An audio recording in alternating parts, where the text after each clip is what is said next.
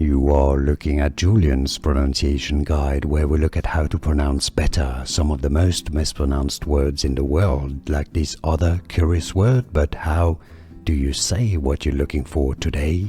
We are looking at how to pronounce these words, as well as how to say more interesting but often confusing words that many get wrong in English, so make sure to stay tuned to the channel to learn more. A word from French, said in English as reverie.